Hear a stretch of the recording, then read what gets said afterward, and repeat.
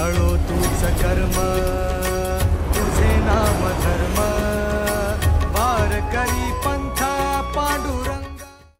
विठाला विठाला विठाला विठाला.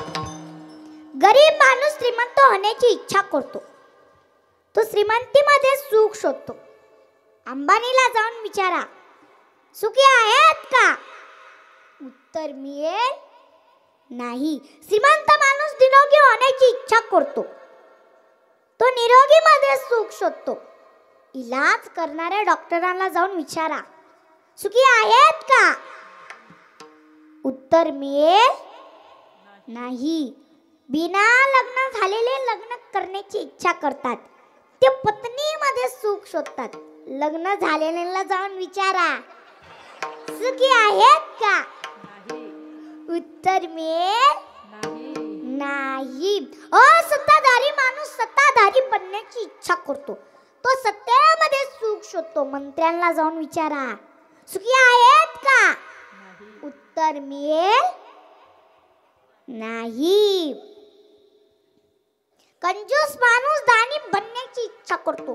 तो दानामध्ये सुख शोधतो. कर्णाला जाऊन विचारा, सुखी होता का? उत्तर मिळेल नाही. वांज लोक पुत्र प्राप्ती होण्याची इच्छा करतात. ते मुलांमध्ये सुख शोधतात. ज्याने त्याने आपापल्या मनाला विचारा, माझ्या मुलामुळे मी सुखी आहे का? उत्तर मिळेल नाही. माता पिता आपल्या मुलांमुळे सुखी असतील आणि जे जे माता पिता आपल्या पुत्रांमुळे सुखी असतील त्या माते पित्यांना माझं त्रिवार वंदन, त्रिवार वंदन, त्रिवार वंदन.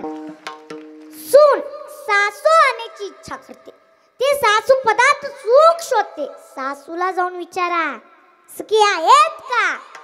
उत्तर मिळेल नाही. या तिची सून तर सासू मारावी म्हणून खंडेरायाला नवस करते. खंडेराया तुझं करी देणं वसू, खंडेराया तुझं करी देणं वसू, खंडेराया तुझं करी देणं वसू, खंडेराया तुझं करी देणं वसू, खंडेराया तुझं करी देणं वसू, खंडेराया तुझं करी देणं वसू, खंडेराया तुझं करी देणं वसू, खंडेराया तुझं करी देणं वसू. मरुदेर सासू खंडेराया, खंडेराया, मरुदेर सासू खंडेराया, खंडेराया, मरुदे सासू खंडेराया, खंडेराया, मरुदे सासू खंडेराया, खंडेराया. तुझं करी देणं वसू, खंडेराया तुझं करी देणं वसू, खंडेराया तुझं करी देणं वसू, खंडेराया तुझं करी देणं वसू. खंडेराया तुझं करी देणं वसू, खंडेराया तुझं करी देणं वसू, खंडेराया तुझं करी देणं वसू, खंडेराया तुझं करी देणं वसू.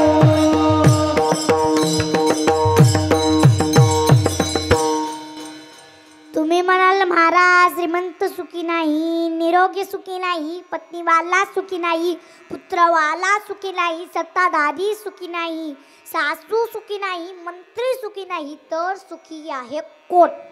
माझ्या पांडुरंगा सारी खातो, माझ्या पांडुरंगा सारी खातो, माझ्या पांडुरंगाचा रे खातो, माझ्या पांडुरंगाचा रे खातो. हे सुखारूप ऐसा तुझ्या कोणी सांगा, सुखरूप आईचा तुझा कोणी सांगा, सुखारूप ऐसा तुझा कोणी सांगा, सुखरूप आईचा तुझा कोणी सांगा. माझ्या पांडुरंगा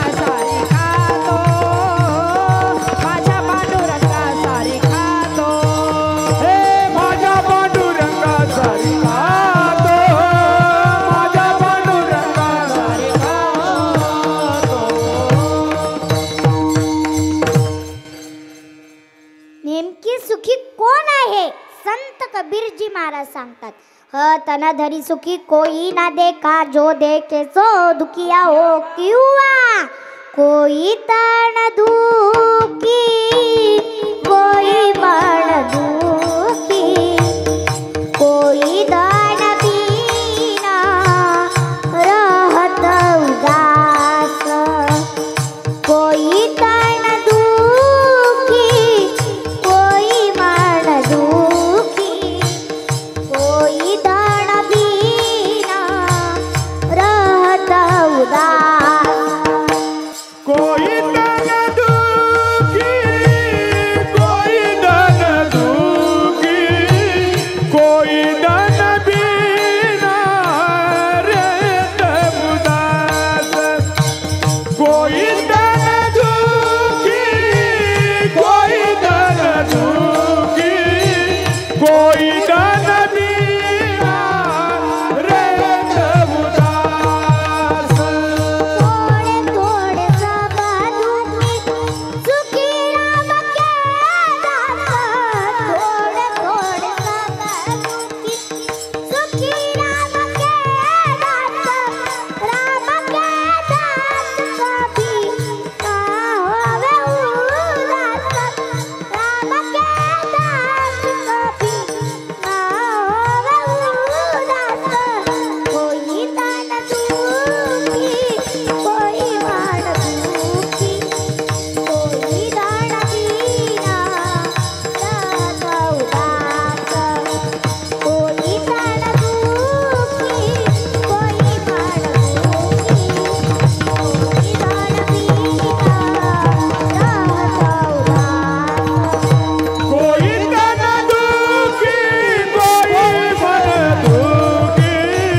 कोई तन दुखी, कोई मन दुखी, कोई तन बिना रहत उदास। कोई तन दुखी, कोई तन दुखी, कोई तन बिना रहत उदास।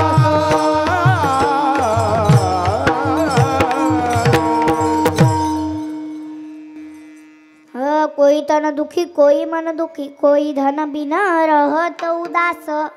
ह्या जगात प्रत्येक जण दुखी आहे, फक्त रामाचेच दास सुखी आहे, म्हणजे संत सुखी आहे। मग आता आपला इथं प्रश्न निर्माण होतो की संत सुखी काय? संत सुखी काय आहे याचे कारण आहे। संत हे आपल्या सद्गुरूंना शरण गेलेले असतात, म्हणून ते सुखी असतात।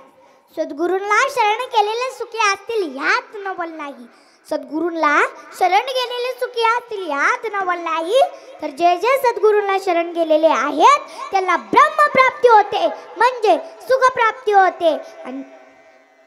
पण ती शरणागती तनाने, मनाने, धनाने, काया वाचा मनाने व्हायला पाहिजे। पण काय पठ्ठे गुरूंच्या धंद्यापतवर लक्ष ठेवून बसतात। एका गुरूंना 2 शिष्य होते, ते दोघं सारखे भांडण करायचे। गुरूंनी त्यांचे भांडणाचे कारण विचारले। एक म्हणाला, गुरुदेव सर्व सफरचंद केळी हाच घेतो, मला एकही देत नाही। दुसरा म्हणाला, गुरुदेव सर्व पेढे दक्षिणा हाच घेतो, मला एकही देत नाही। मग गुरुंनी त्याला कसे वाटायचे हे सांगून दिले आणि दोघांना एक एक पाय वाटून दिले। उजव्या पायाची चरण सेवा तू करायची, उजव्या पायातील सफरचंद पेढे दक्षिणा तू घ्यायची, डाव्या पायातील चरण सेवा तू करायची, डाव्या पायातील सफरचंद पेढे दक्षिणा तू घ्यायचे। असं करून गुरुने त्यांचे भांडणं मिटवून दिले। आणि एक दिवशी गुरु मस्त भिंतीला पाठ टेकून पायी पसरून बसलेले होते आणि तेवढ्यात गुरुने उजवा पाय डाव्या पायावर ठेवला आणि डाव्या पायाला शिष्य तिथं आला।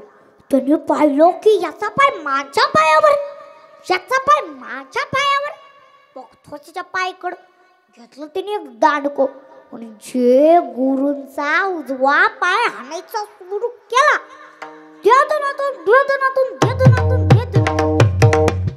गुरु म्हणले, अरे मार नको, अरे मार नको, अरे मार नको, अरे मार नको, अरे मार नको। तो म्हणला, म्हणला थांबा गुरुदेव, त्याचा पाय माझ्या पायावर आलाच कसा, बघतोच त्याच्या पायाकडे आणि मारतो कोणाच्या पायाला? गुरुच्या पायाला. मारतो कोणाच्या पायाला? गुरुच्या पायाला. हे पाय बंब सुजवला, फेकलो त्याने दांडकन निघाला. थोड्या वेळानंतर उजव्या पायाला शिष्य तिथं आला. त्याने पाहिलं की आपला पाय बंब सुचलेला आहे. त्याने गुरुला विचारले, गुरुदेव माझ्या पायाला काय झाले? गुरुनी बोलले, त्याने तुझ्या पायाला मारले. का मारले? आता गुरुला काय खोटं बोलता येईल का? त्याचा पाय तुझ्या पायावर आला होता म्हणून त्याने मारले. मग तो म्हणला असं वय बर. मग बसला एका कोपऱ्यात आणि तिथंच दांडको होता, तिथंच बसला. आणि मग थोड्या वेळानंतर सहज गुरुने डावा पाय उजव्या पायावर ठेवला आणि उजव्या पायाला तिथंच होता. त्यांनी घेतलं त्याच्या शेजारचं दांडको आणि जे गुरूंचा डावा पाय हाणायचा सुरू केला.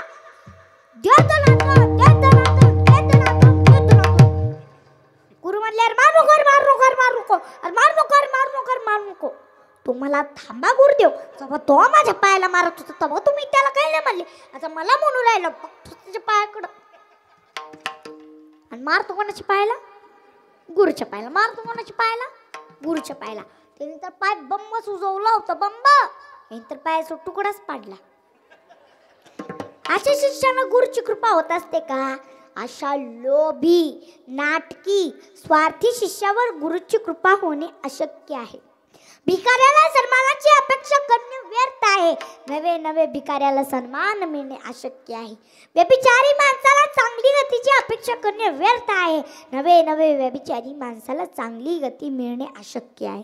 अभिमानी माणसाला चार पुरुषार्थ मिळणे अशक्य आहे. आकाशातून दूध काढण्याची अपेक्षा करणे व्यर्थ आहे. नवे नवे आकाशातून दूध मिळणे अशक्य आहे. आणि त्याचप्रमाणे, अगदी त्याचप्रमाणे लोभी, नाटकी, स्वार्थी शिष्यावर गुरुची कृपा होणे अशक्य आहे. सेवक सुख जहाँ मान भिकारी, व्यसनी धन शुभगति में बिचारी, लोभी ससुजह चार गुमानी, नमदही दूध चाहत प्राणी. नाटकी शिष्यावर, लोभी शिष्यावर गुरुची कृपा होणे अशक्य आहे. तुम्ही म्हणाल, महाराज जे सद्गुरूंना शरण गेले त्याला ब्रह्मप्राप्ती झाली म्हणजे सुखप्राप्ती झाली, असं एखादं उदाहरण आहे का? हो, एक उदाहरण नाही, अनेक उदाहरण आहे. त्याच्यामधून एक उदाहरण सांगते. महाराष्ट्रातील नामवंत कीर्तनकार, ज्यांच्या कीर्तनात स्वतः देव नाचतो देव. माझ्या कीर्तनात देव नाचतो देव. पण आजकालच्या कीर्तनकारांच्या कीर्तनात देव सोडा, साधं टाळकरी सुद्धा नाचत नाही. साधं टाळकरी सुद्धा नाचत नाही. पण माझ्या कीर्तनात देव नाचला. तुम्ही म्हणाल, महाराज कवा नाचला, कसा नाचला, कधी नाचला? सांगते बघ. मी एक प्रमाण मोठ्याने म्हणाले. प्रमाण होता देवीचा. आनंदी निर्गुणा निर्गुणा प्रकटली भावनी, आनंदी निर्गुणा निर्गुणा प्रकटली भावनी, प्रकटली भवानी, आनंदी निर्गुण निर्गुण प्रकटली भवानी.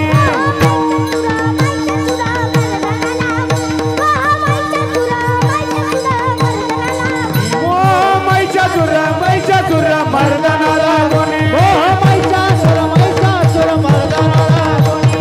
कापाची करवय दाडली, कापाची करवय दाडली, कापाची करवय दाडली.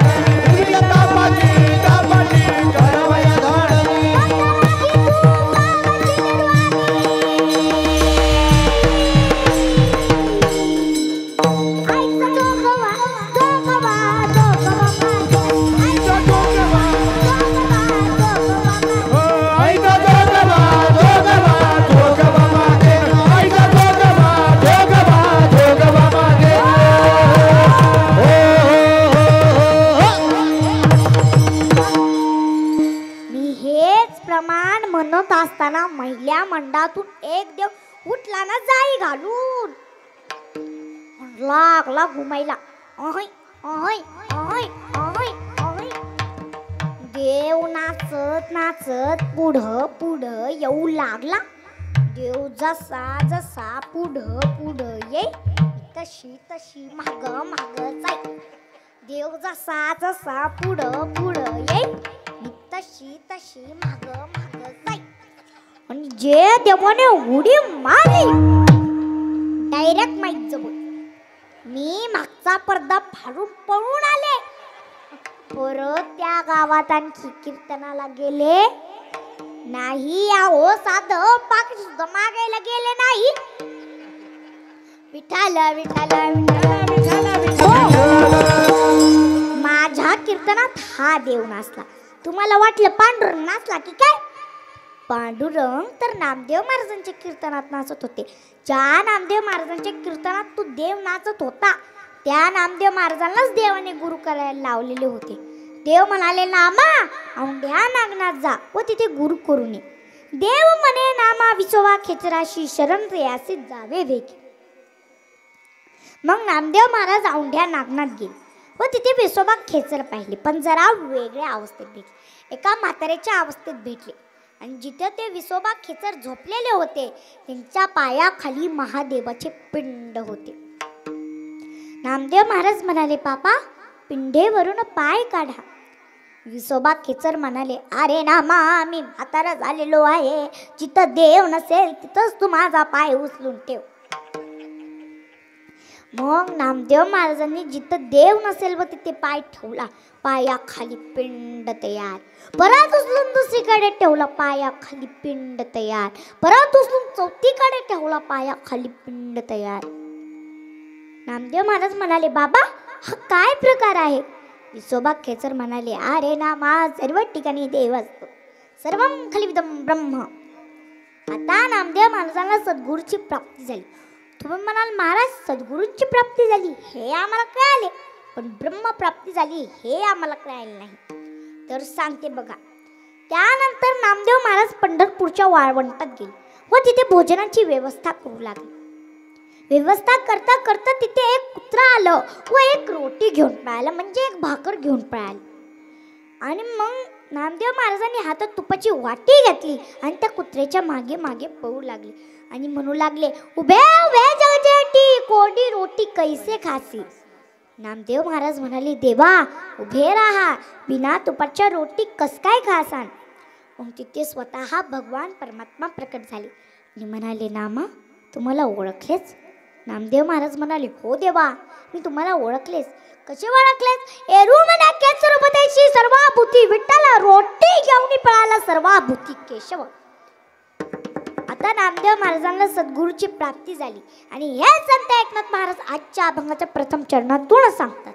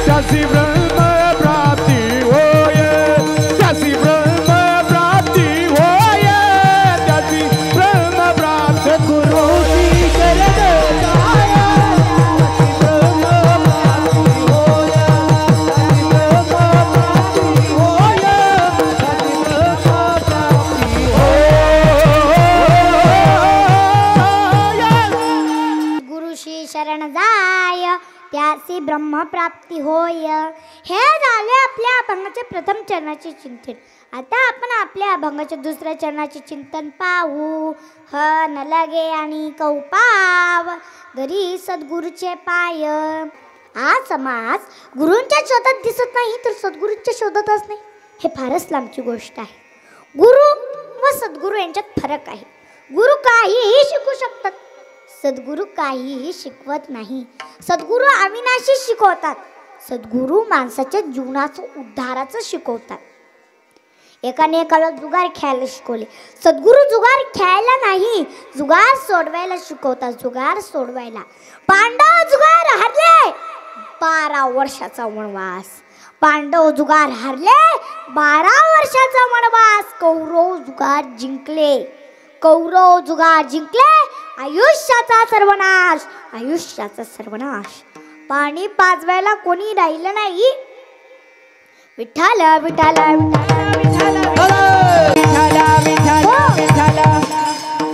एकाने एकाला दारू प्यायला शिकवली, सद्गुरू दारू प्यायला नाही, दारू सोडवायला शिकवतात.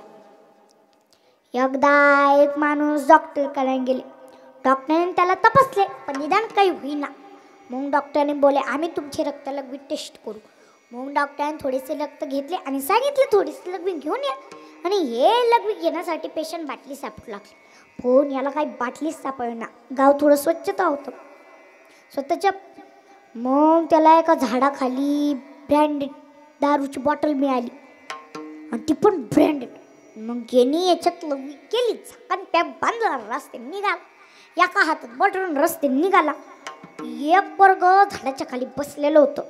यांनी याच्याकडं पाहिलं, ह्याच्या आईला, ह्याच्या हातात क्वार्टर, हिच्या हातात क्वार्टर आणि ही पण ब्रँडेड. आणि याला तर ते खूप आवडायची. मग काय सांगता, असं लपत छपत लपत छपत लपत छपत त्याच्या माग माग गेला आणि मोका पाहून त्याच्या हातातली बाटली हिसकावली आणि चकोट धूम पळाला. गावाच्या बाहेर जाऊस तर थांबलाच नाही. यो मा उठून बोलतो, अरे थांब, अरे थांब, अरे थांब, पण चकट धूम. गावाच्या बाहेर आलं. परत एका झाडाखाली बसलं, बाटली धरली समोर, झाकण खोललं, बोललं, आता बस, आता एकटा छानतो, आता बस, आता एकटा छानतो, असं म्हणून लावली बाटली तोंडाला. पिता पिता म्हणून लागला. इच्छा जरा खारट खारटच वाटत. आर गाडवार मूर्खार बिनाखलीच्या कांद्यार टोंब्या, ते माणसाचं टिंब टिंब आहे ना, म्हणून काय खारट खारट नाही वाटणार, मग काय गोड वाटणार का. विठाला विठाला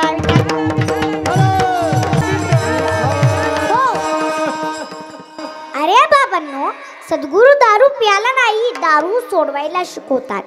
एकाने विचारले, का रे दारू का पितो. तो म्हणला, अरे मला खोकला लागला होता म्हणून मी दारू पितो.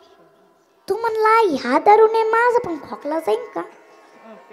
तो म्हणला, हो हो, तुझा खोकला अरे 1 मिनिटात जाईन, 1 मिनिटात. अरे ह्या दारूने माझा मान गेला, ह्या दारूने माझी इज्जत गेली, ह्या दारूने माझी किंमत गेली, ह्या दारूने माझा पैसा गेला, ह्या दारूने माझा बाप मला सोडून डायरेक्ट स्वर्गात गेला, ह्या दारूने माझे सोन्यासारखे 2 मुलं शाळा सोडून रस्त्यावर भीक मागायला गेले. अरे ह्या दारूने माझी बायको तर कायमचीच माहेरी गेली. अरे ह्या दारूने माझं सर्वच गेलं. तुझा खोकला, अरे तुझा खोकला 1 मिनिटात जाईन, 1 मिनिटात. पी पी पी दारू बाबा पी. विठ्ठल विठ्ठल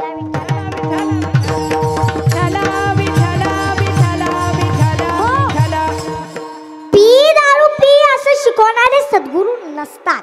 पी दारू पी असं शिकवणारे सद्गुरू नसतात, तर ते सर्व सामान्य गुरु असतात. आपणास वाईट कोण कोण शिकवतो, तर 40 वर्षापूर्वी एकाही पत्नी आपल्या पतीला नावाने हाक मारत नव्हती. 40 वर्षापूर्वी एकही पत्नी आपल्या पतीला नावाने हाक मारत नव्हती, पण आज बऱ्याचशा स्त्रिया आपल्या पतीला नावाने हाक मारतात.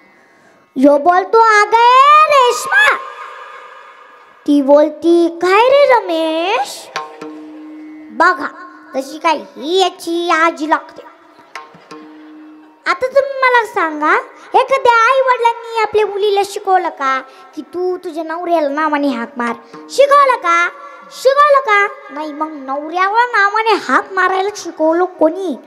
TV चॅनल, चित्रपट, मांस खायला, सिगरेट वळायला, हे शिकवलं कोणी? आसपासच्या समाजाने, जोडीदारांनी शिकवलं. विठाला विठाला विठाला. हो. एकदा 4 मित्र एकत्र आले, पार्टी करायची ठरली. एकाने दारू आणायची, एकाने बकरू आणायचा, एकाने तेल मसाला आणायचा. सर्व ठरलो, सामान आले. त्यांनी बोलले अगोदर पिऊ, बकरू आणायचं राहिलं होतं, अगोदर पिऊ मग काय बाकीचा कार्यक्रम करू. म्हणून सर्वजण पिले आणि बकरू आणला. कार्यक्रम करायचा होता ते केले आणि दुसऱ्या दिवशी सर्व आपापल्या घरी गेले. आणि हो बकरू आला पण आपापल्या घरी गेला. यो दारात पाहतो तर काय, याचं बकरू बांधलेलंच तिथं. तिने तो बायकोजवळ पळत पळत गेला आणि म्हणाला काय गं, हे बकरू इथं कसं काय, हे बकरू इथं कसं काय? ती म्हणली हे बकरू आपलंच आहे, इथं नाही राहणार. मग ते शेजारीकडे राहणार का? तो तरी पण म्हणू लागला हे बकरू इथं कसं काय, हे बकरू इथं कसं काय? ती म्हणली ते जाऊ द्या, तुम्ही रात्री लपत लपत आले, आपलं ते काय कुत्र कुठं नेलं? हा, मग याच्या लक्षात आलं आपण रात्री बकऱ्याचा नाही कुत्र्याचाच कार्यक्रम केला. आगा गा गा गा गा गा गा गा गा आया या या या या. त्या कुत्र्याला झालेली होती करूजला आगला उलट्या करायला.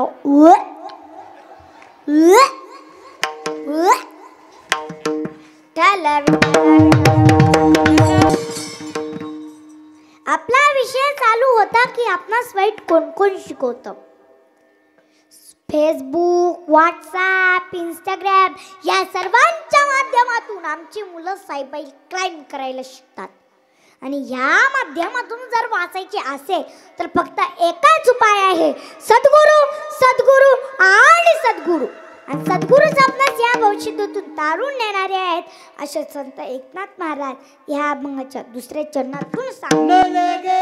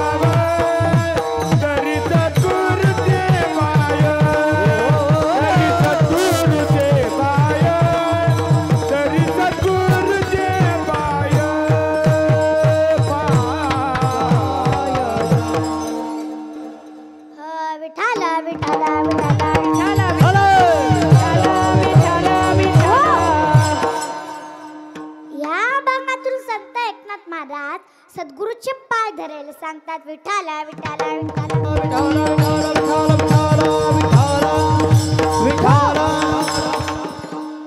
एक राजा होता. त्याने एक बाजार मांडला.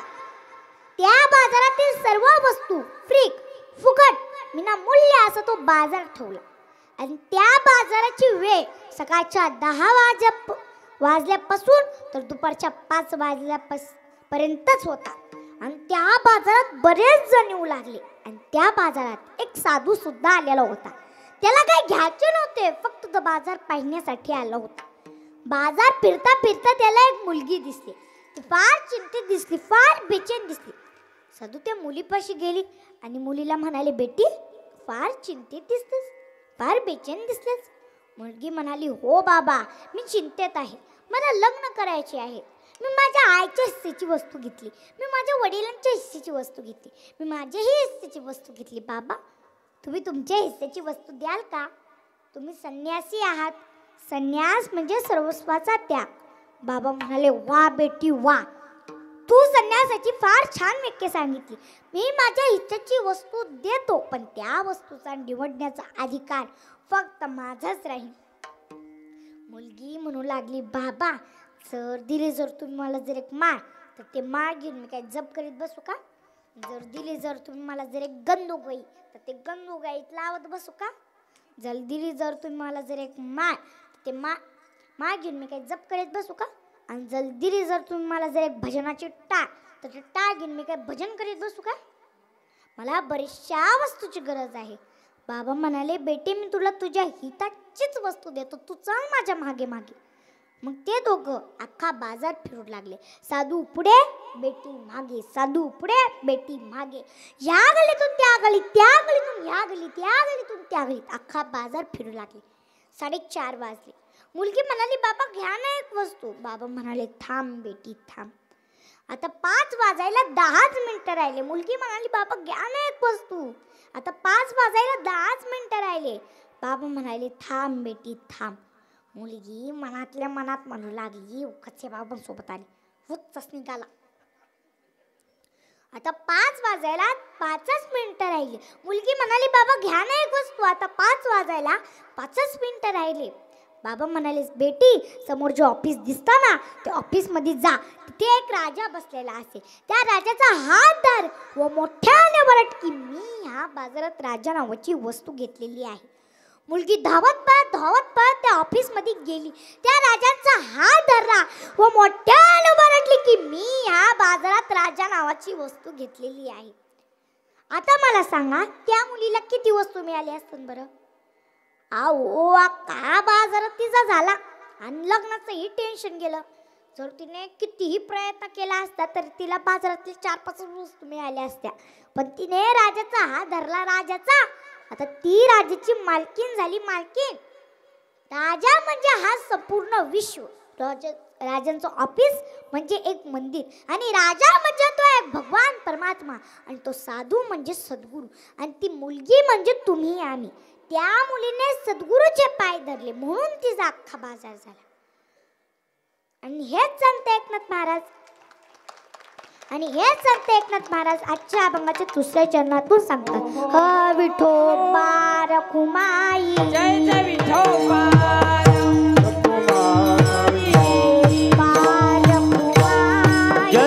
विठोबा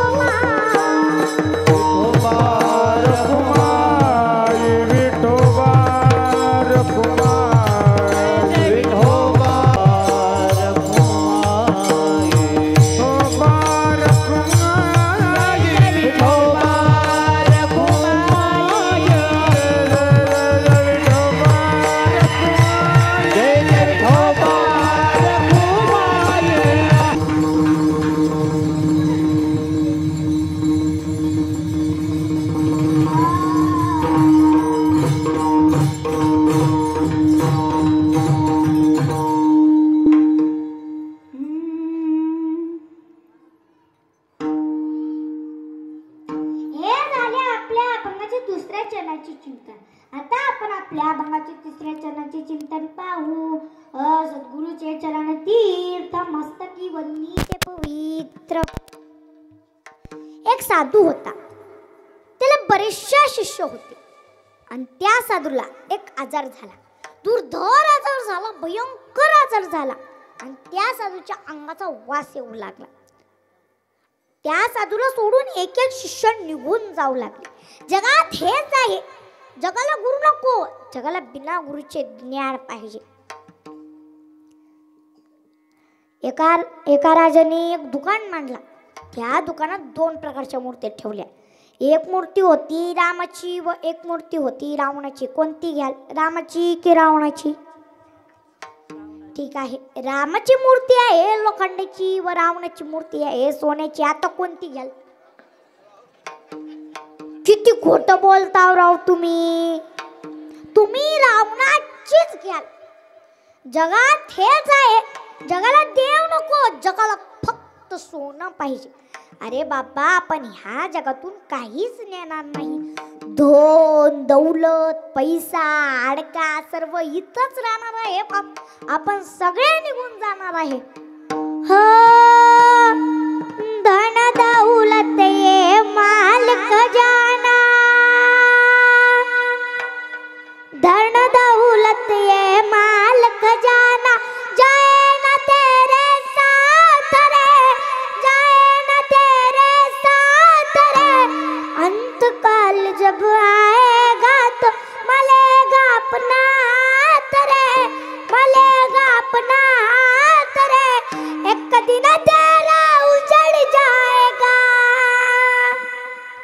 एक दिन तेरा उजड़ जाएगा, लगा ले तंबू जगत में कोई न परवाना, जगत में कोई न परवाना, जगत में कोई न परवाना, जगत में कोई न परवाना, जगत में कोई न परवाना, कोई न परवाना.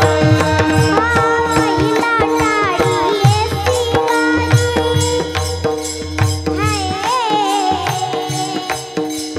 महिला लाड़ी ऐसी गाड़ी, कामन तेरे आएगी, कामन तेरे आएगी, माया का घर छोड़ एक दिन सारी दुनिया जाएगी, सारी दुनिया जाएगी, एक दिन सबको जाना होगा,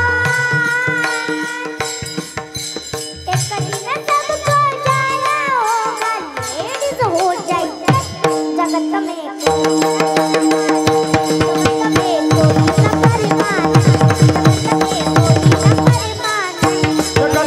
कोई न परवाना, जगत में कोई न परवाना, जगत में कोई न परवाना.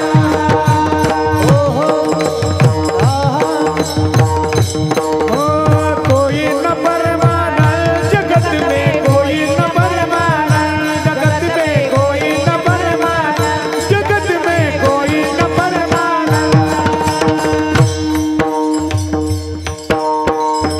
हो, जगाला बिना समाजसेवा नको, जगाला बिना समाजसेवाच्या आमदार पद खासदार पद पाहिजे.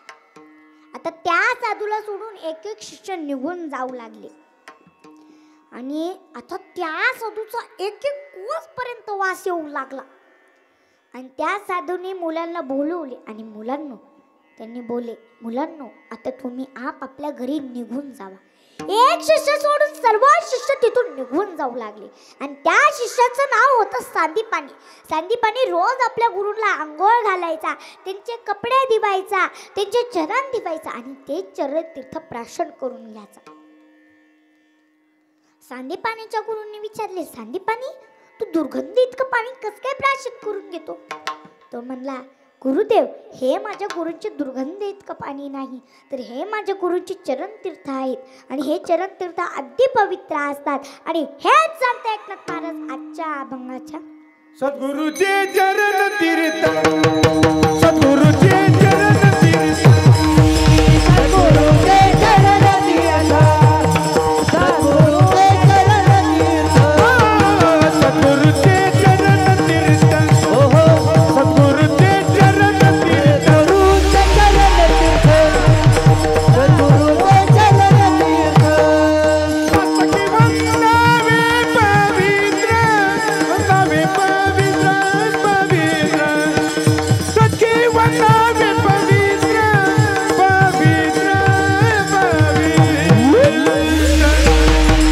आणि गण लगे उपाव आणि गण लगे उपाव आणि गण लगे उपाव मस्तकी वंदावे मस्तकी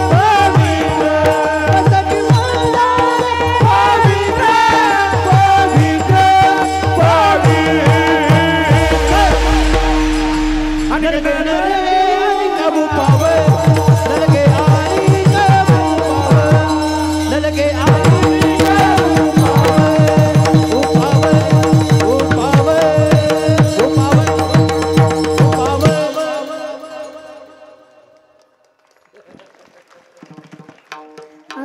हे झाले आपल्या अभंगाच्या तिसऱ्या चरणाचे चिंतन. आता आपण आपल्या अभंगाच्या शेवटच्या चरणाचे चिंतन पाहू.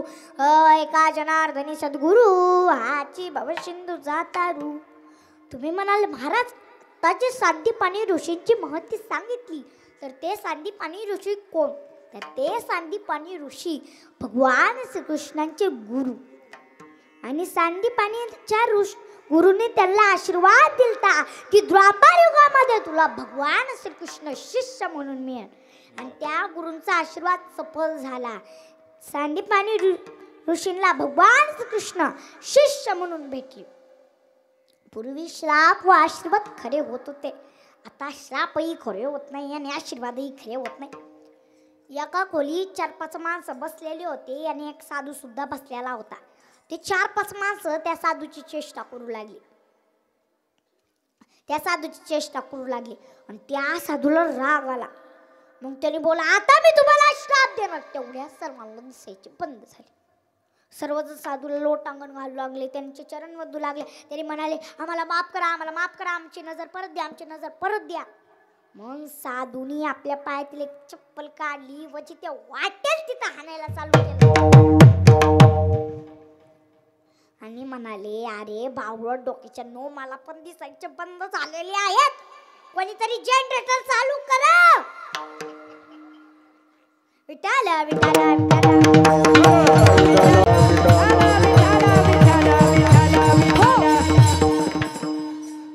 नादी गुरु शंकरा लागो आणि शिष्य परंपरा बुधाचा संसार झाला जो अमृते.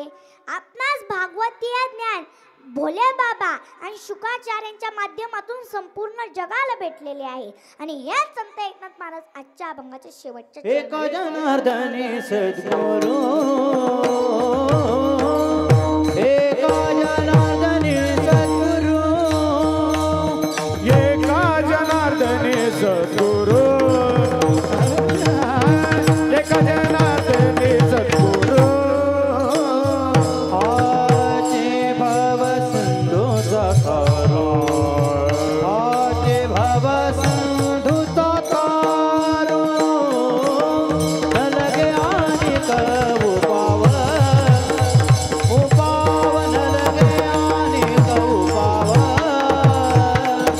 हे भव सिंधूचा